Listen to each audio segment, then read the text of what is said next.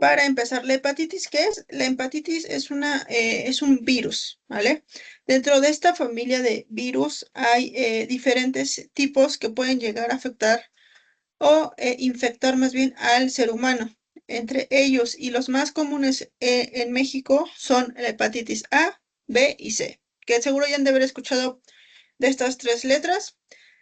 Fuera de estas tres hay hepatitis D, que son las más comunes, y unos subclasificaciones que son de mucha menor relevancia en el país, ¿vale? Pero ahorita nos vamos a centrar en las tres que son más importantes, que son hepatitis A, que es la más común, digámoslo así, que se llama en infancia. ¿Por qué? Porque esto se transmite por alimentos y agua contaminada. O sea, básicamente comemos, tomamos alimentos que no están debidamente lavados, desinfectados y demás, y empieza a provocar estos síntomas. Es una hepatitis que es eh, de corta duración y curable 100%. Muchas veces no sé si han escuchado que en el momento de, sobre todo para transfusiones de sangre, donaciones y demás, preguntan si te ha dado hepatitis, y si es hepatitis A y en la infancia no hay ningún problema, porque justamente eh, tiene una tasa de curabilidad muy cercana al 100%, que no va a provocar ningún síntoma, no genera algún riesgo para la persona que va a recibir la sangre en caso de donación, algún órgano o demás, ¿vale? Solamente es este tipo. La hepatitis B y la C, esas sí nos limitan ya en un tema, digamos, de por vida para donación de sangre, obviamente de órganos y una serie más de temas médicos, digámoslo así, ¿vale? La hepatitis B es por contacto sexual principalmente, y la hepatitis C puede ser por contacto sexual o por transfusiones, pero en esta principalmente la relevancia es que se puede transmitir, perdón, teniendo contacto con los fluidos contaminados, en este caso principalmente con la sangre, que es mucho de lo que genera temas de contacto con agujas, objetos punzocortantes.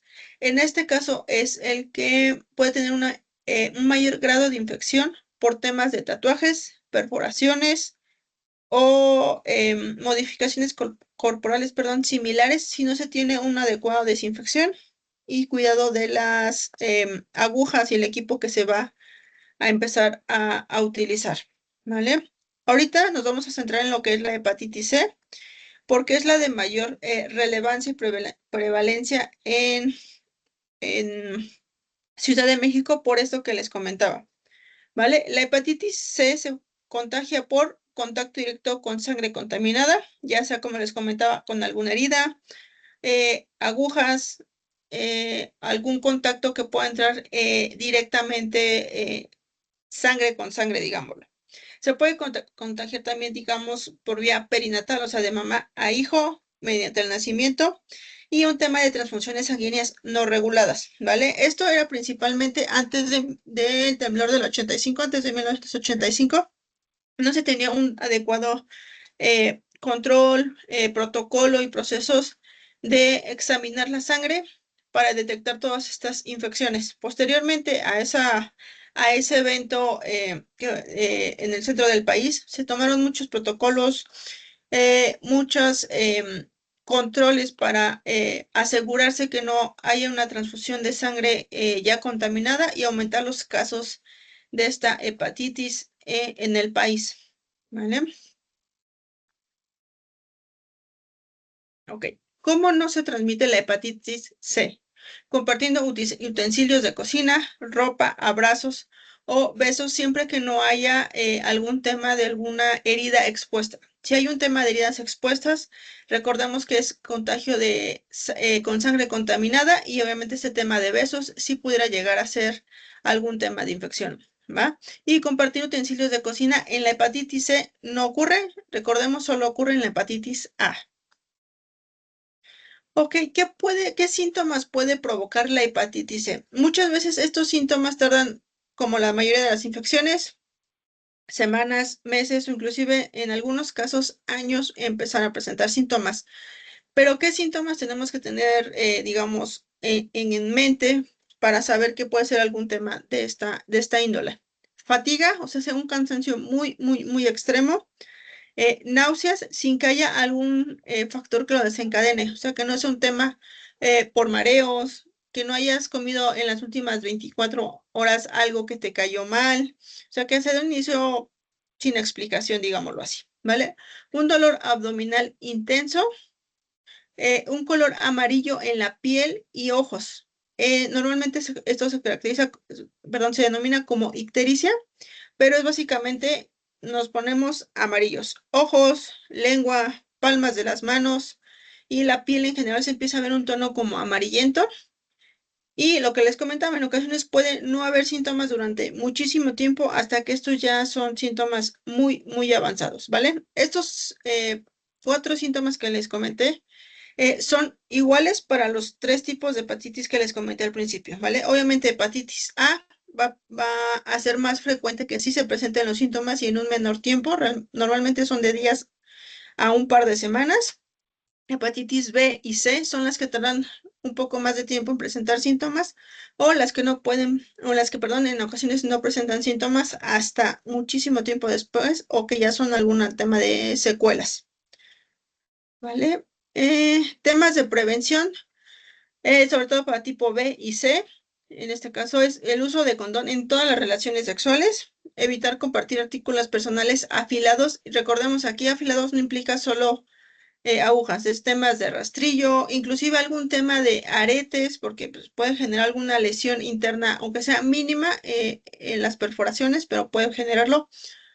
Obviamente piezas de perforación y todo lo demás que pudiera llegar a generar alguna lesión, algún pequeño rasguño o demás que lo estemos ocupando de manera habitual. Obviamente no compartir agujas y esto es, digo, normalmente nos vamos al tema de uso de drogas, de estimulantes, pero también se puede, digamos, presentar en temas de personas que ocupan insulina, algún medicamento inyectable de uso constante, o que justamente 2 personas de la misma familia tengan que usar estos medicamentos inyectables y por alguna razón se acabaron las agujas o algo, no se pueden compartir ya sea familia, amigos o demás, ¿vale? Así sea por medicamentos, lo más recomendable es no compartirlas.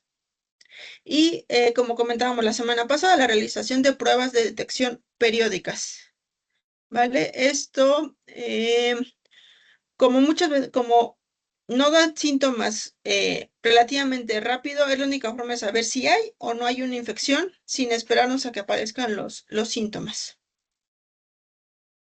¿Vale?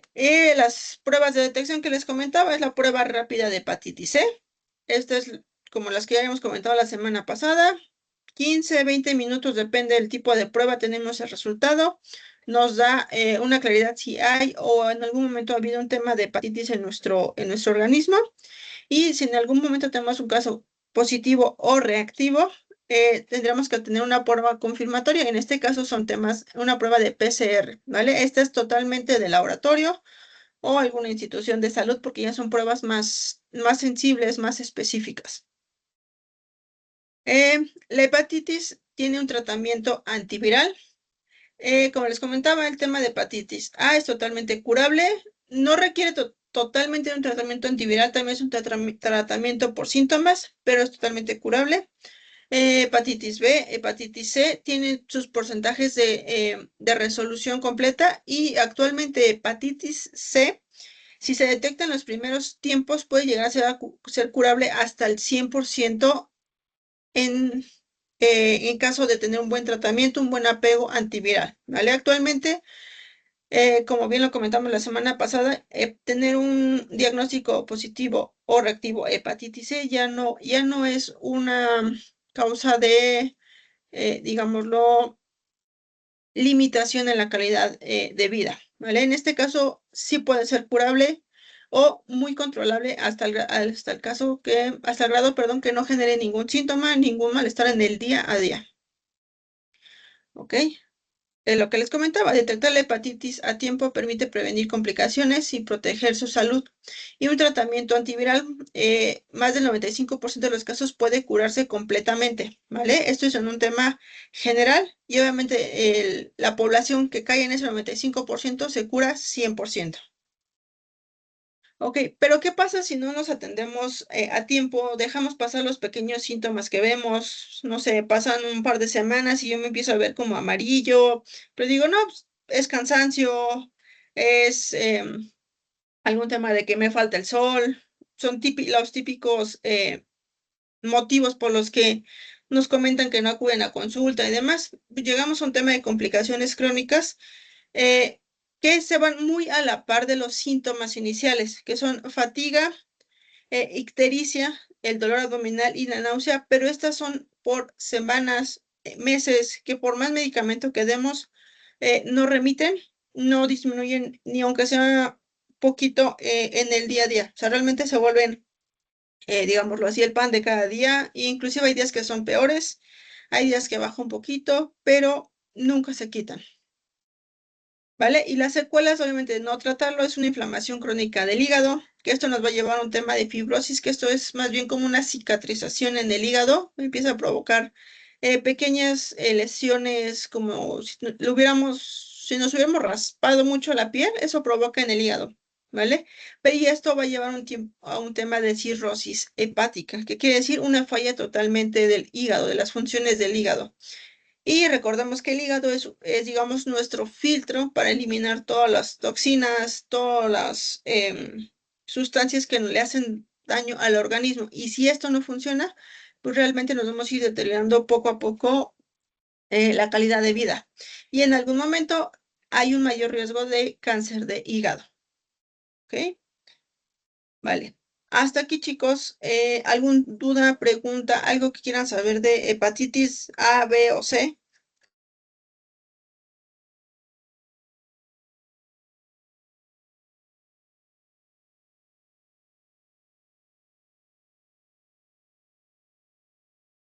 No, perfecto.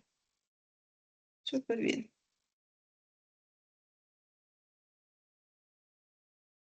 Ok, perfectísimo. Entonces vamos a pasar ahorita a los temas que nos comentaban la semana pasada que tienen interés en conocerlo, ¿vale? Ahorita vamos a pasar a lo que es el VPH, el virus del papiloma humano, ¿vale? Como bien se los dije, es un virus. Actualmente se tienen catalogados o descubiertos más de 100 tipos de este virus, ¿vale? De esta familia de virus. De esta cantidad de virus que se tiene, hay diferentes presentaciones o síntomas que pueden generar cada uno de ellos, como pueden ser verrugas genitales, que aumentan el riesgo de cáncer cervicouterino, anal, oral o en pene, ¿vale? Que son todas estas zonas donde más frecuentes se presentan. ¿Cuáles son los síntomas de esto? Como sabemos, muchas veces estos no van a presentar síntomas o van a presentar síntomas muy tardíos. Y los síntomas principalmente son verrugas genitales o lesiones igual en genitales que pudieran llegarse a, digámoslo, percibir al principio como si fueran pequeños barritos, pequeñas úlceras por alguna, como si hubiera rozado la ropa o demás, o como tal una verruga como todo el mundo la conocemos, el típico bultito oscurecido, ¿vale? Y estos cambios celulares detectados solo son detectados mediante estudios médicos, ¿vale? O sea, nosotros de simple vista lo podemos ver, sabemos que hay algo ahí, pero no sabemos realmente qué es. Solo podemos saberlo mediante estudios, ¿vale? Para la prevención del VPH, estas, tenemos, como todas las anteriores, el uso de condón en todas las relaciones sexuales. En este caso, la vacunación contra VPH, si bien recordemos hace unos cuantos años ya, empezó una campaña de vacunación eh, en el país, principalmente y de inicio enfocadas a niñas, mujeres en edades escolares. ¿Por qué? Porque se tenía la importancia, digamos, epidemiológica de la cobertura de todas aquellas eh, personas, en este caso mujeres, que nunca hayan estado expuestas a este virus para hacer más efectiva la vacunación para que no nos genere algún riesgo de padecerla en algún momento, ¿vale? Sin embargo, actualmente ya esta vacunación ha ido aumentando en cobertura de poblaciones. Ya ha aumentado adolescentes, adultos jóvenes, adultos y inclusive ya hay cobertura hacia hombres. ¿Va? Este es un tema que no les comenté hasta ahorita, pero el VPH no es exclusivo de mujeres. Y de hecho, los que son portadores del VPH y en su mayoría son asintomáticos, o sea, quiere decir que no presentan síntomas hasta muy avanzado, son los hombres.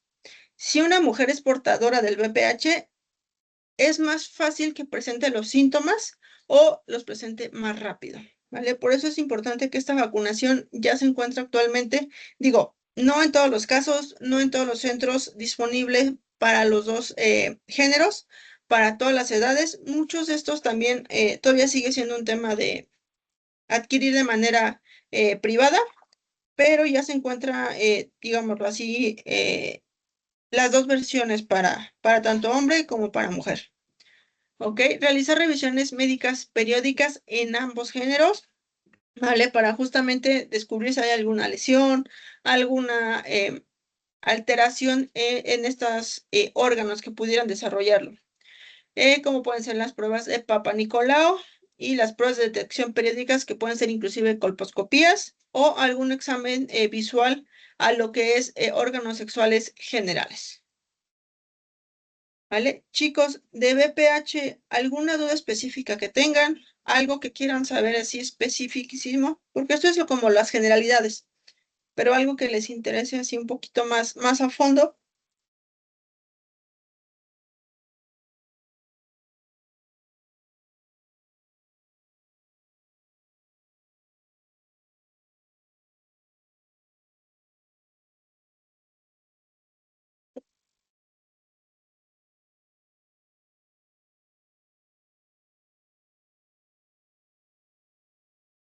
Ok,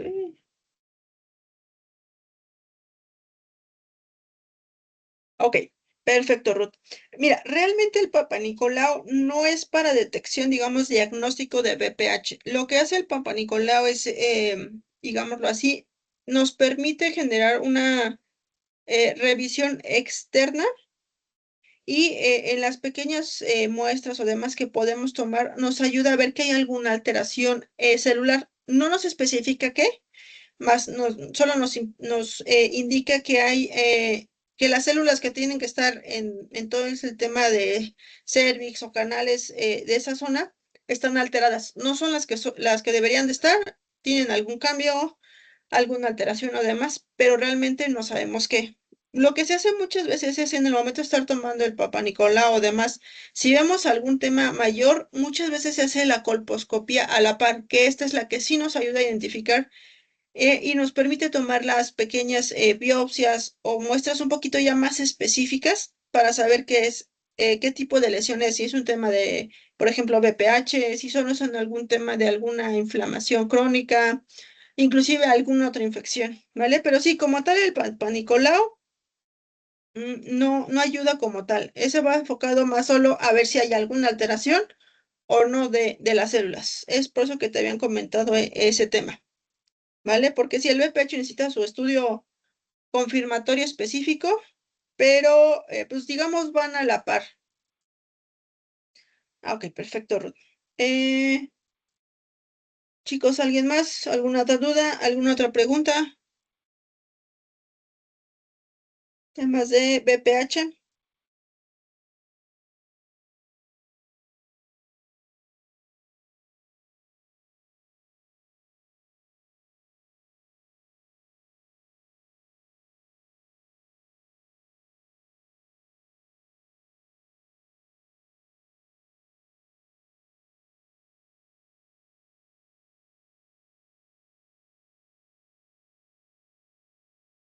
Ok, chicos, perfecto. Entonces, sigamos con otro de los temas que también es de relevancia tomar, el tema del herpes, ¿vale? ¿Qué es el herpes? El herpes es otro virus, es el virus del herpes simple, VHS, porque hay veces que así lo ponen, digo malamente porque pues todas estas siglas muchas veces confunden, pero esto es un virus de herpes simple y hay dos tipos, ¿vale? El tipo 1, que generalmente está asociado a las lesiones orales o llámense los fogazos que salen, las verruguitas al lado de los labios, todo el tema, más que nada facial, ¿vale? Que ese todos en algún momento de la vida sufrimos o vamos a sufrirlo. Y el tipo 2, que es el que está comúnmente asociado a lesiones genitales o el que se domina que es por una infección de transmisión sexual, ¿vale? Sin embargo, los dos pueden ser infecciones de transmisión sexual por todo lo que implican estas relaciones, ¿vale? El herpes, ¿cómo se contagia? Por besos, obviamente por temas de práctica sexual oral y contacto directo con lesiones o piel infectada, ¿vale? Es lo que le decía, los dos tipos son realmente una infección de transmisión sexual, nada más que unos son por, digamos, se han discriminado como em, por tipo de áreas en donde se contagia, ¿vale? Besos principalmente es hacia el tipo 1 o lo que les comentaba que son los típicos fogazos, ¿va? Que también pueden contagiarse por una lesión genital a oral o una lesión oral a genital, ¿vale? Y el contacto directo con lesiones o piel infectada. Aquí un tema que sí les quiero aclarar. Aquí, el tipo 1 dice que está asociado a lesiones orales, pero no es exclusivo de temas orales, ¿vale? Puede haber virus del herpes simple 1 genital, oral y viceversa. El tipo 2 genital u oral. Digo, esto es la distribución más característica, pero sí puede haber, digamos, cruce o mezcla de los dos virus. ¿Ok? ¿Qué síntomas va a provocar?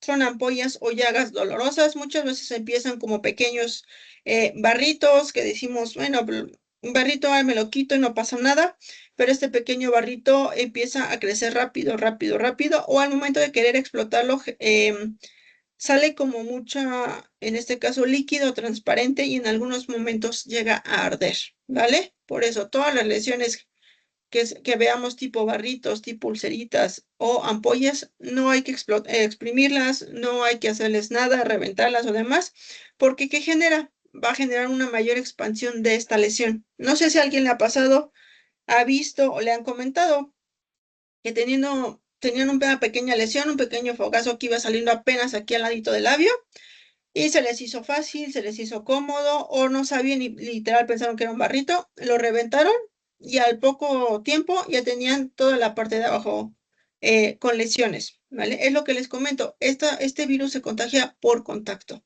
Si lo reventamos, lo distribuimos o digamos, lo regamos, es muy fácil que estas lesiones vayan creciendo, creciendo y creciendo, ¿vale? ¿Qué va a provocar? Lo que les comentaba, ardor, comezón o ambos, ¿vale? Y estas sensaciones de ardor y comezón son realmente, en algunos casos, hasta desesperantes, ¿vale? Y los brotes son muy recurrentes. ¿Qué pasa con el virus del herpes? El virus del herpes no es un virus que se pueda erradicar del cuerpo, es un virus que una vez que llegó se va a quedar con nosotros para siempre y esto es un virus que es dependiente de nuestro sistema inmune. Si a nosotros nos da algún tema de una gripa que nos provoca fiebre, algún malestar estomacal que provoca fiebre o a cualquier enfermedad que haga que nuestro sistema de defensa, nuestro sistema inmune disminuya, el virus lo toma, digamos, es un oportunista como tal y aprovecha esa debilidad del cuerpo para volver a expresarse, ¿vale? Siempre que tengamos algún tema de disminución de sistema de defensas o demás, es muy probable que estos virus, estos fogazos aparezcan. Por eso es muy común que se aparezcan cuando hay fiebres altas, cuando hay un tema de deshidratación o alguna infección que conlleva ocupar antibióticos. Muy frecuente que lleguen a salir los fogazos, ¿vale? Ok, la prevención. ¿Qué es lo que nos ayuda para prevenir todos estos temas? Obviamente, la primera y la más vital, evitar contacto durante brotes activos. ¿Qué quiere decir? Ves una lesión del tamaño que sea, evitar el contacto directo, ya sean besos, tocarlo de manera directa sin después lavarte las manos, Obviamente temas de relaciones sexuales, tener el uso de barreras de protección, como comentaba la semana pasada, tanto en relaciones sexuales, tanto orales, podemos ocupar los diques que nos habían comentado, los diques de protección, que básicamente es una barrera de látex como los preservativos, los condones, pero en formita rectangular y eso nos previene un contacto directo con las lesiones, obviamente el condón masculino, femenino y tener suficiente comunicación con la pareja, ¿vale? Como les comentaba, realmente muchos de estos virus son oportunistas porque hubo algún tema inclusive de estrés. El estrés baja mucho las defensas. Si te estresaste mucho en el trabajo o demás, muy probablemente va a salir una lesión de este tipo y no es necesariamente por algún tema de alguna relación sexual del momento, ¿vale? Cualquier estrés, falta de sueño, las puede provocar totalmente. Ok, chicos. Temas de herpes bucal, genital. ¿Alguna duda, alguna pregunta que tengan específica de estos tipos?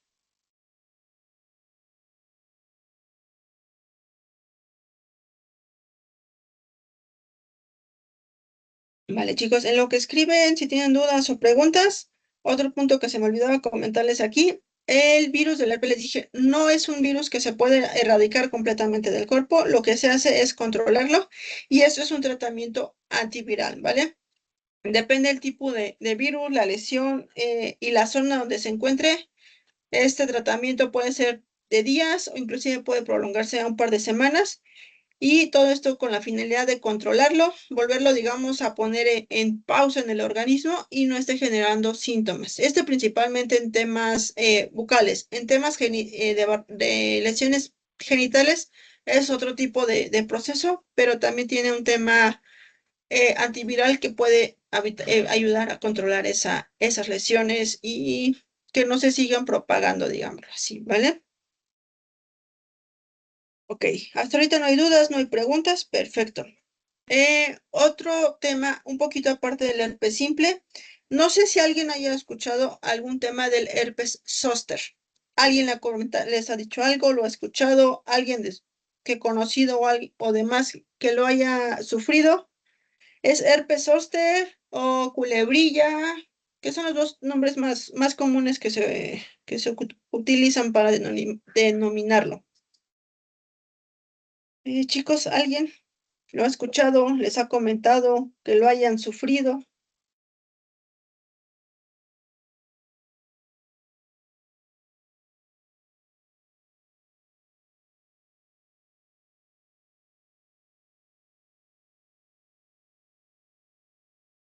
No, Brenda.